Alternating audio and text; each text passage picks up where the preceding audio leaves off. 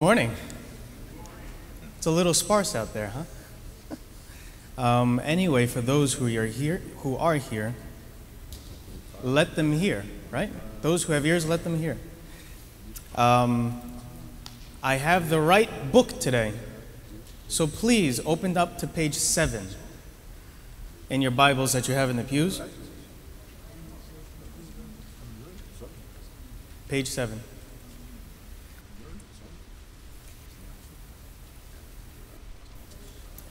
And the pericope we are talking about today is the return from exile or the return to Nazareth.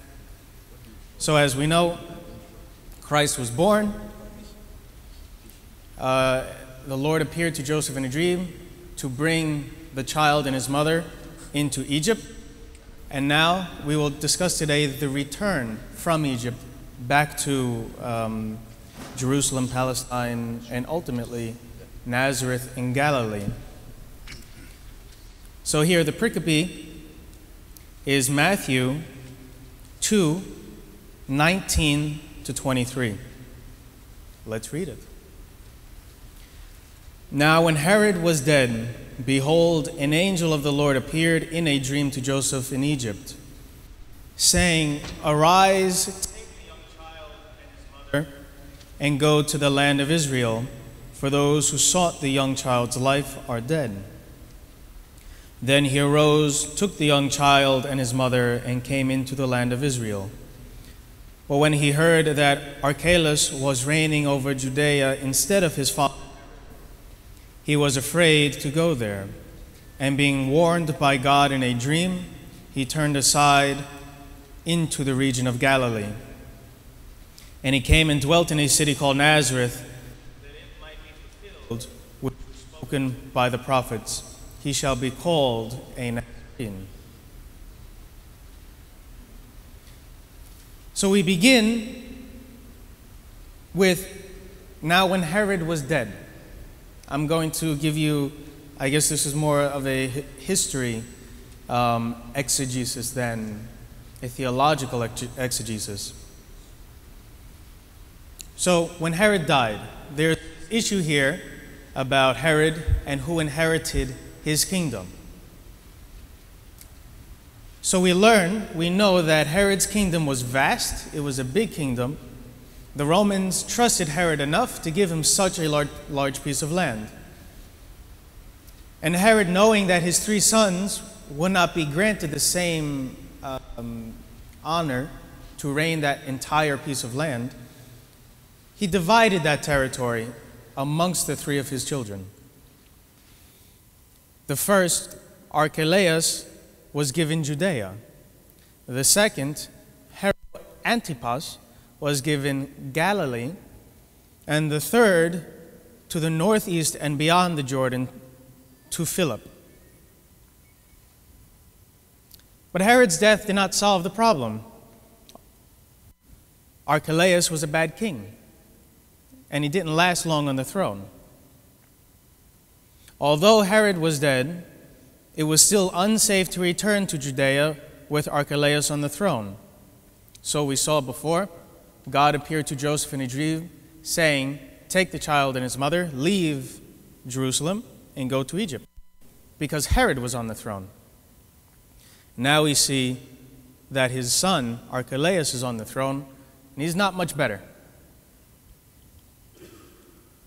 So Joseph was guided, as we see, to Galilee, where Herod Antipas, a much better king, reigned.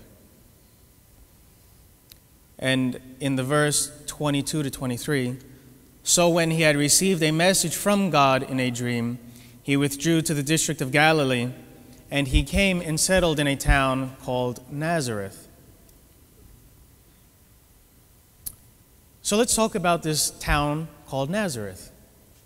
It was here we see where Joseph finally settled, and ultimately where Christ was brought up, where he grew up. We don't know much about Nazareth that is given to us in this particular passage, so we'll go a little beyond it. Nazareth was not a small town, not a back country. On the contrary, it was rather large. one only had to go, let's say, to the west, up to the mountains, and they could see the Mediterranean Sea in the distance. One could see the ships going in and out of the ports there. And he could see the plain which skirted the coast. And there is a road there that goes from Damascus to Egypt. It's a land bridge known as the land bridge to Africa, one of the greatest caravan routes in the world. So if Christ were to go to this mountain to the west, he would be able to see all of this. He would also encounter all the travelers that would travel along this land, the road from Damascus to Egypt, different nations on all kinds of errands, going and coming from the ends of the earth. So now if you go to the east, there is another road which left the sea coast at Acre or Ptolemais and went eastward to the Indies. Once again, you can see caravans and their silks and spices that would be continually on this route. And also the Roman legions would travel this route to go to the outskirts of the empire as well. So really, Nazareth is not a back country. It is not the woods of, let's say, Vermont or New Hampshire or Maine. It was a very vibrant city, very well traveled by people from all over, from the east and from the west. This is where Christ was raised. Second, through this time period, it's about Christ comes back to Galilee, goes to Galilee from Egypt. Maybe he was a few years old. But then we begin in chapter 3 of Matthew, Christ, actually the baptism of Christ, where he begins his ministry at age 30. So where are these 28, 27, 29 years? Where are they? What happens during that time period? Because we know the district there, the Galilee, and the caravan routes, we can understand its historical context and apply that to Christ and come up with a better idea of how Christ lived and how he grew up and how he was influenced as well from what he saw. Christ is the great example of one who accepts the simple duties of the home. First, Christ was fulfilling the duties of his eldest son, of the eldest son. We don't know when Joseph, his father, betrothed to Mary, had died. But most likely, because we know Joseph was advanced in years, way beyond Mary, that he died possibly before the family actually grew up. So in other words, when Christ was still a child, it can be assumed. Also, in the wedding of Cana, Christ's first miracle, there's no mention of Joseph. Therefore, the conclusion we can arrive at is that Joseph must have passed away. We know Christ was a craftsman. He was the village craftsman of Nazareth. Through that trait, he supported his mother.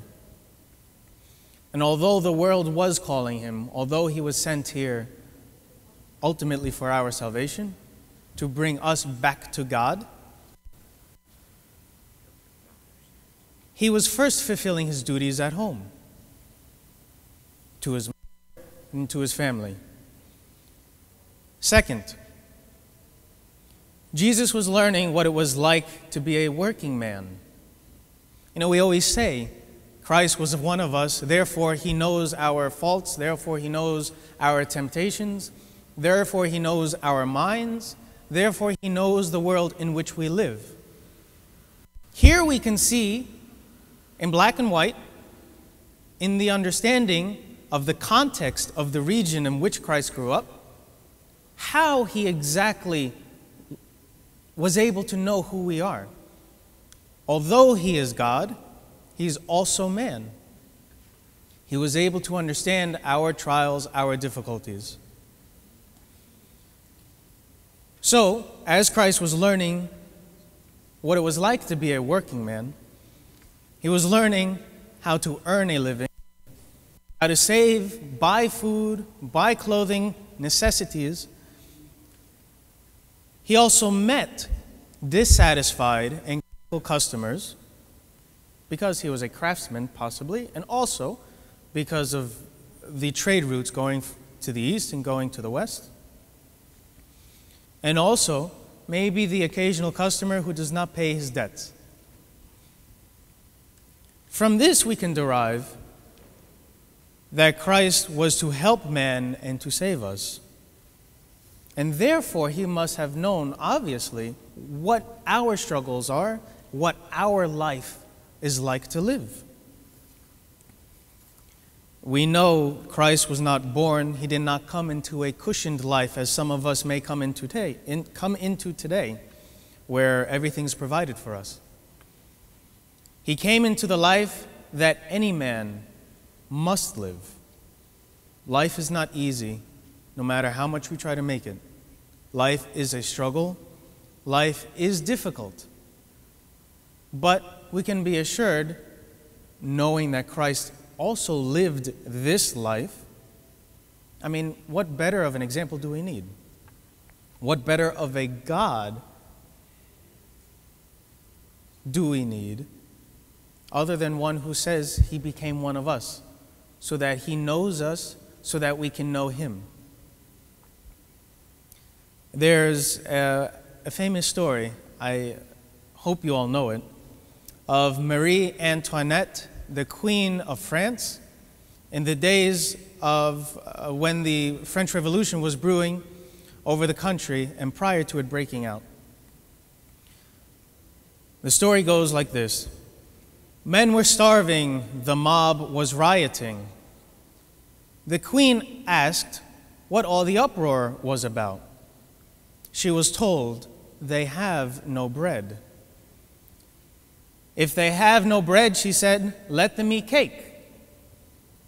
The idea of a life without plenty was an idea which did not come within her horizon. It wasn't in her vocabulary. She didn't understand what it was like to live life without bread. Christ worked in Nazareth for all these silent years, as we call them, because there's no account of them anywhere in the Gospels that we have of what happened, as I said, those 28 to 30 years. But from historical context, we can create a hypothesis to Christ's life.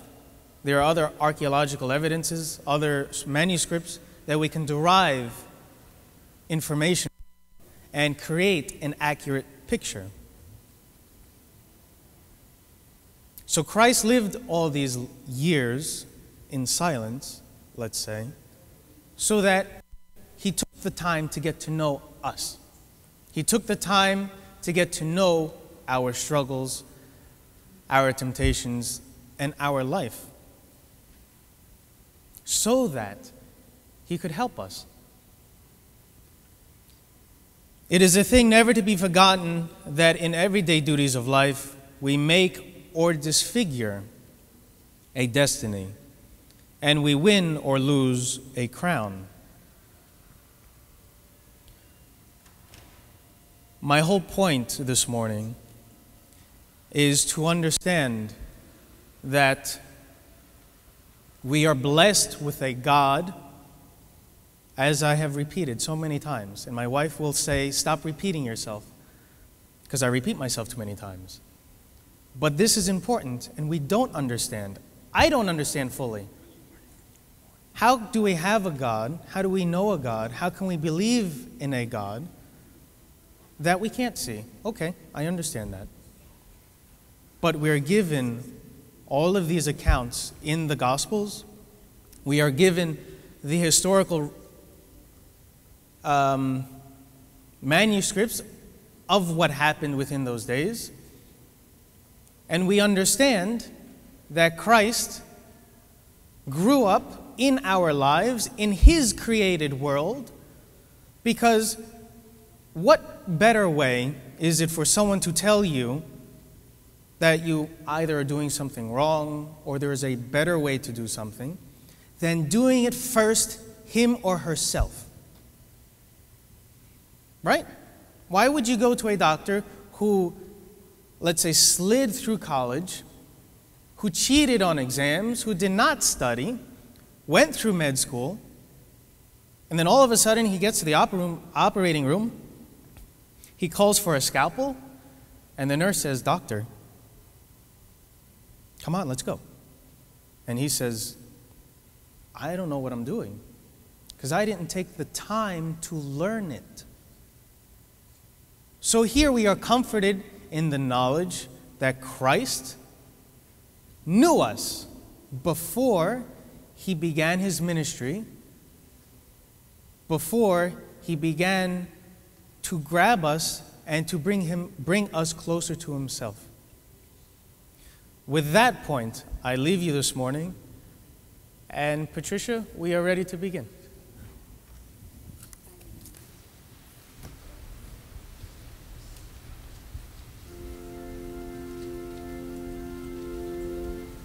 Lo facito in giardino